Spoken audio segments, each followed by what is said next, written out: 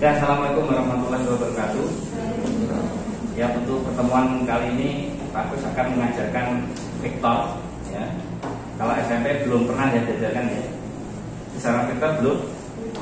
Jadi kalau nanti kita membahas tentang besaran dan satuan, untuk besaran vektor itu perbedaannya adalah bahwa di dalam besaran vektor ini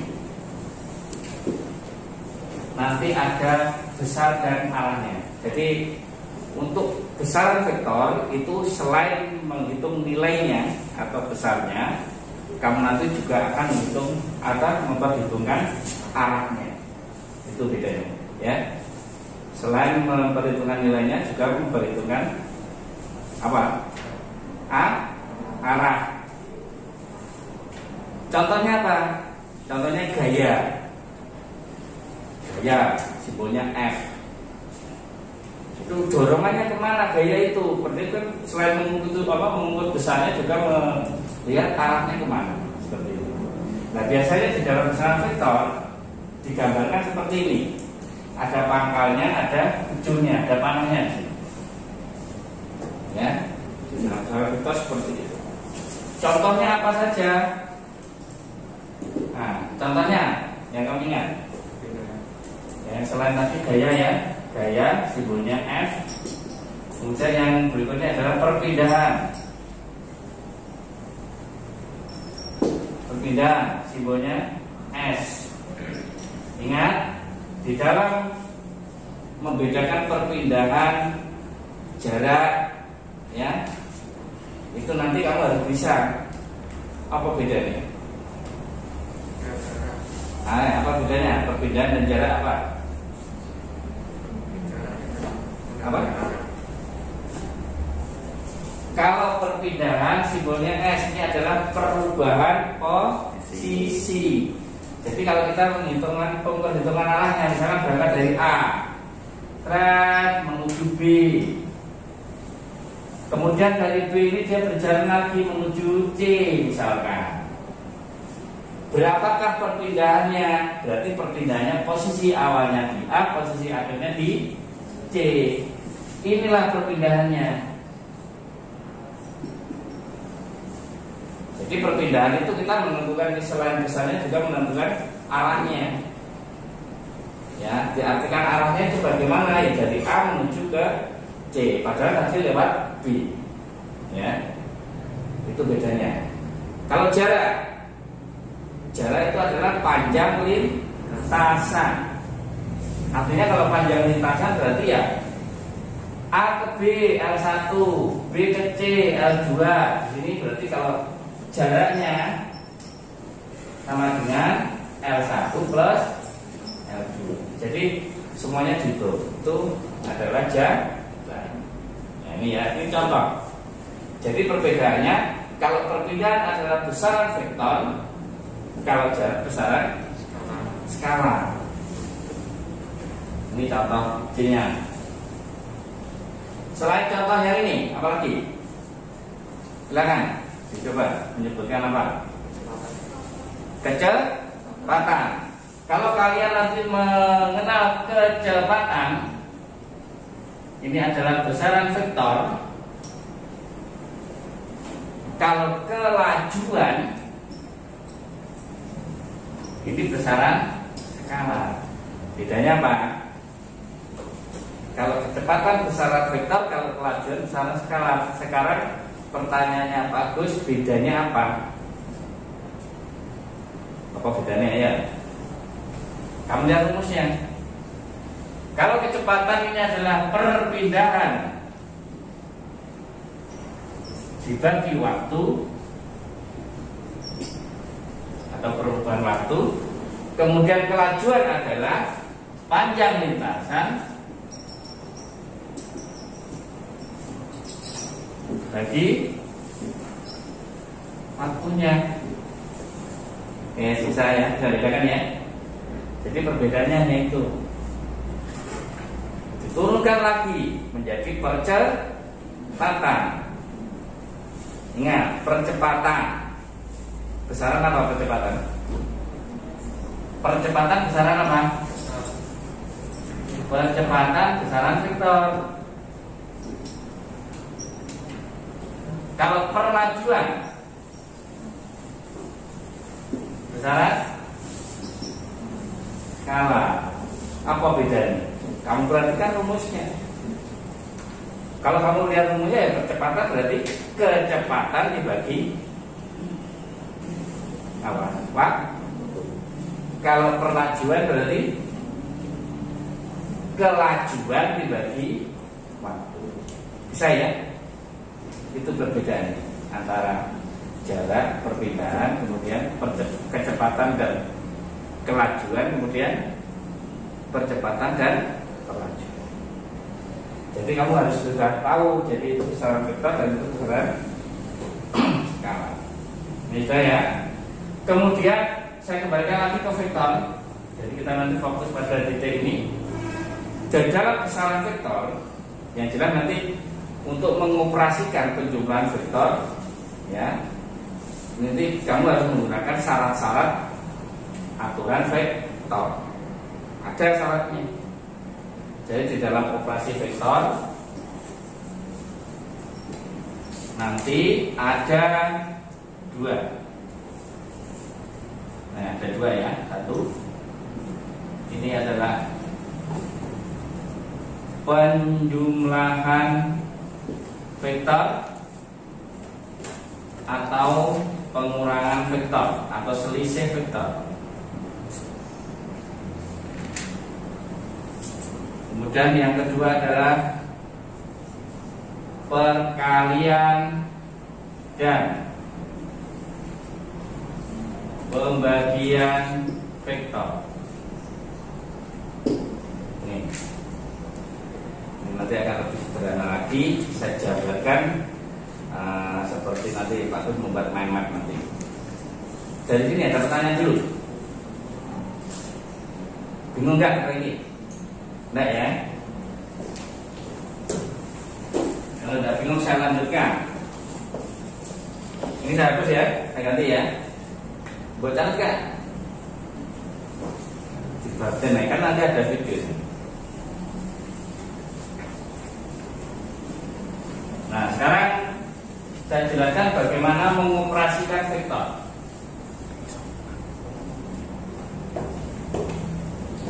Di dalam operasi vektor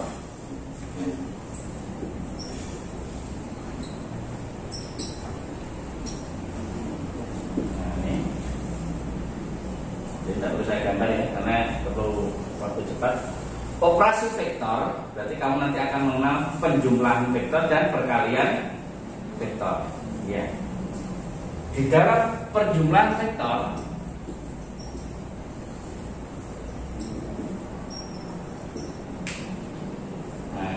di dalam penjumlahan vektor ada beberapa metode yang sering digunakan. Kamu sambil melihat buku boleh.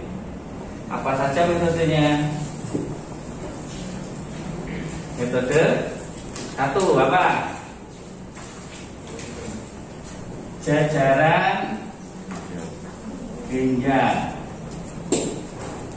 Yes. Metode yang kedua apa? Poligon. Metode yang ketiga di buku ada.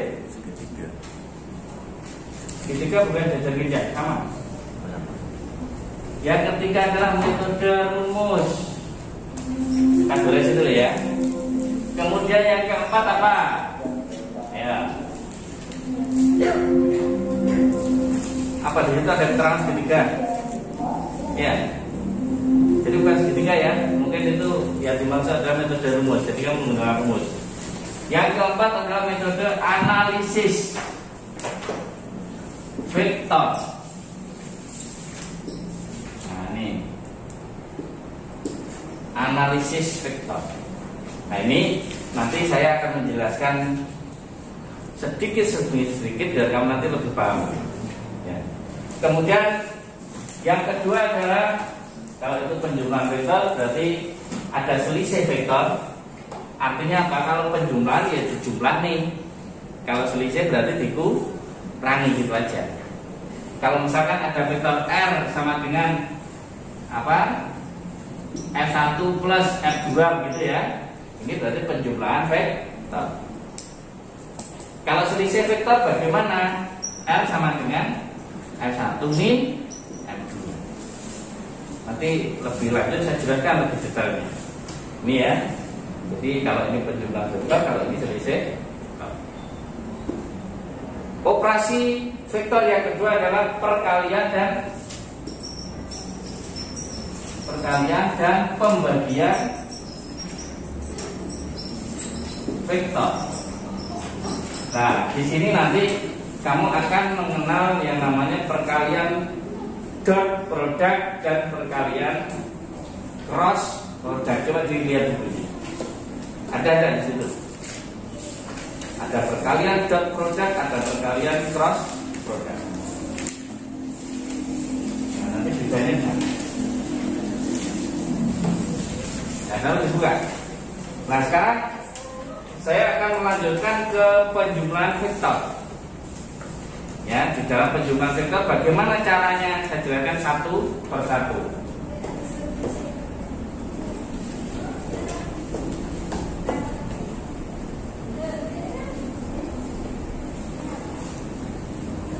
Kita jelaskan satu persatu.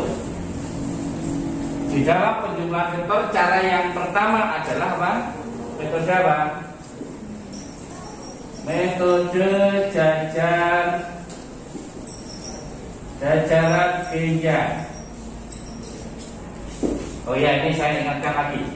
Untuk metode nomor 1 dan 2, ya, jajaran genjang dan poligon, ini alatnya kamu tidak perlu menghitung. Kamu cukup menggunakan metode grafis. Metode grafis apa toh? Gambar. Kamu cukup butuh penggaris, ya, penggaris yang panjang, penggaris siku, ya. Kamu nanti tinggal pakai garisan itu buat skalanya berapa seperti itu. Kemudian yang metode yang 3 dan 4 ini murni kamu pakai hitungan. Kamu berhitung, ya. Kamu nanti menghitung. Nah, sekarang saya jelaskan satu-satu. Berarti yang metode jajaran genjang dan poligon ini kita menggunakan apa? Alat ya. Kita menggunakan alat. Contoh, metode jajaran genjang. Misalkan ada dua vektor. Vektor F1 sama dengan 20 Newton misalkan. Kemudian ada vektor yang kedua, arahnya ke sana. F2 sama dengan 10 Newton. Ya, ini misalkan ada dua vektor. Kita ingin menghitung resultannya atau penjumlahan vektornya. Berarti R sama dengan F1 plus F2 kan gitu. Terus bagaimana menghitungnya? Kita gunakan skala. Skala seperti di peta itu, ya. Misalkan 1 cm mewakili berapa? 5 Newton misalkan. Ya, ini misalkan 5 Newton. Boleh kamu ganti 10 Newton boleh. Terus langkah selanjutnya apa ya? Kita skalakan ini gambarnya. Siapkan kertas, buatkan titik, ya, di garis yang lurus begitu, sumbu X, sumbu Y. Kemudian ini kita tarik ke atas. Ini sumbu X, sumbu Y ya. Nah, ini terus ke atas, ini berapa senti nih F1-nya? Kalau ini skalanya 1 cm mewakili 5 Newton, berarti berapa senti? 4 cm. Nah, ini 4 cm. Kemudian F2 arahnya searah sumbu positif X. Berapa senti F2? 2 cm. Nah, jadi kamu lupa dalam bentuk skala itu ukurannya sudah beda, berarti pakai sentimeter karena kita gunakan skala ini. Ya. Kalau gambarnya sudah seperti ini, kamu buat skalanya, kamu tinggal garis. Nah, sisinya ini harus sama dengan ini. Sisi ini harus sama dengan sisi ini. Setelah ini kamu ukur berapa senti, ketemu R-nya. Hanya ketemu berapa senti itu kan? tinggal kamu kalikan. Tadi skalanya kan 5 Newton. Tinggal dikalikan kali 5. Gampang kan? Ini gampang nih Mas ini. Metode grafis. Cukup kamu menggunakan garis. Ya. Coba bedakan yang kedua. Tidak apa-apa, satu saja. Terus yang kedua metode apa?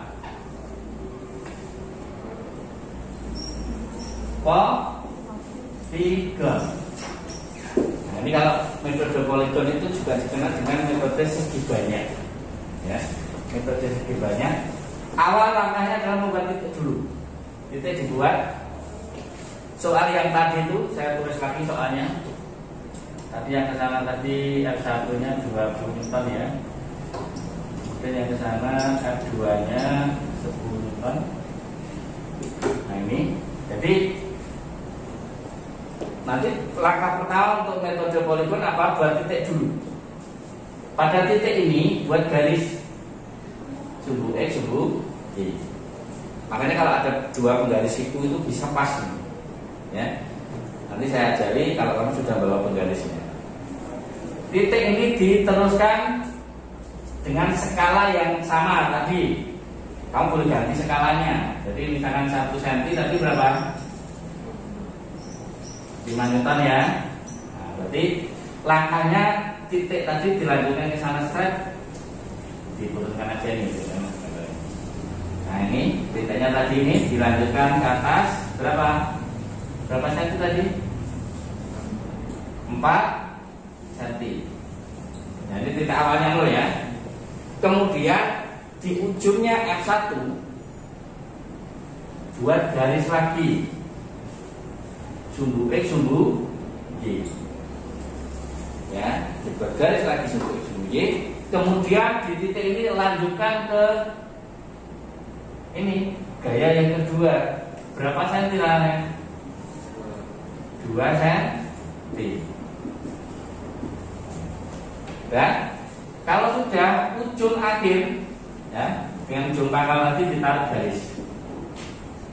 Arah panahnya perhatikan. Kalau kita membahas vektor, arah panah diperhatikan. Kalau terakhir di sini berarti arah panahnya ke atas. Ya. Ini adalah R total. F1 plus F. Ada pertanyaan? Ini dua metode. Kamu cukup menggunakan penggaris. Setelah diukur berapa senti, tinggal kamu kalikan. Udah ya? Yang ini mudah. Kemudian kalau ini sudah mengenal penjumlahan vektor, berarti kan ada selisih vektor. Kalau selisih vektor bagaimana? Ini tinggal dikurangi. Arahnya ini berbeda. Ya, kalau selisih vektor ini sekalian terangkan. Kalau selisih vektor, kalau awalnya tadi adalah F1-nya ke atas, berarti F2-nya kemana? Ya tadinya ke kanan dirubah ke kiri. Min 10. Berarti yang tadinya kalau misalkan kita cari resultan vektor penjumlahan vektor R plus ya F1 plus F2 tadi, kalau selisih vektor adalah F1 min F2. Proses penghitungannya bagaimana? Sama dengan tadi. Ya. Sama dengan cara yang tadi. Tinggal dibalik arahnya. Ya, bisa ya? Mengerti ya? Ya. Ini adalah metode poligon. Sekarang metode yang ketiga, metode rumus. Bagaimana metode rumus? Berarti logikanya kita harus menghitung dengan rumusnya. Kalau misalkan kita buat tadi gayanya adalah F1 arahnya ke atas, F1, kemudian ke sana adalah F2. Kalau metode rumus ya berarti kita cari ini sudutnya. Berapa sudutnya? 90. Eleng-eleng ya. Rumusnya dalam hitung resultan vektor. Rumusnya adalah akar. Kelihatan F1 kuadrat plus F2 kuadrat plus 2 F1 F2 cos theta. Cos theta ini adalah sudut yang membentuk.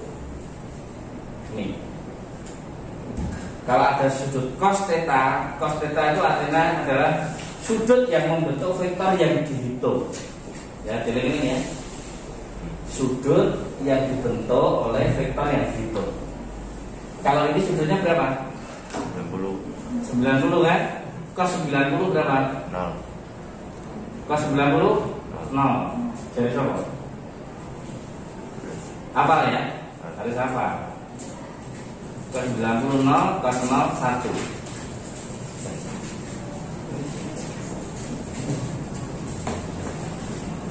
Jadi itu bedanya. Saya barukan. Nah, ini sudah tahu bedanya. Untuk metode rumus berarti kamu hafal rumus ini dulu, karena kita nanti bermainnya di rumus. Sudut nanti berubah-ubah. Yang saya contohkan ini adalah sudutnya 90. Masukkan aja di sini 90, nggak apa-apa. Toh nanti hitungnya adalah R sama dengan F1 kuadrat plus F2 kuadrat. Kan cuma itu aja. Ya. Kemudian saya kira ini sudah bisa dipahami untuk metode rumus. Paham belum? Nanti kalau sudah ke contoh soalnya, nah, ini masih teorinya ya, ini masih rumus-rumusnya ya. Jadi ini adalah metode rumus, kamu tinggal tulis rumusnya. Kemudian pertanyaannya begini Pak Gus, misalkan gayanya itu lebih dari 2, ya berarti ngitungmu harus sepasang begitu. Sepasang dihitung, kan ketemu R, ya kan? Terus kemudian dipasangkan lagi yang belum dihitung seperti itu. Nanti lanjut ke contoh soalnya. Kemudian metode yang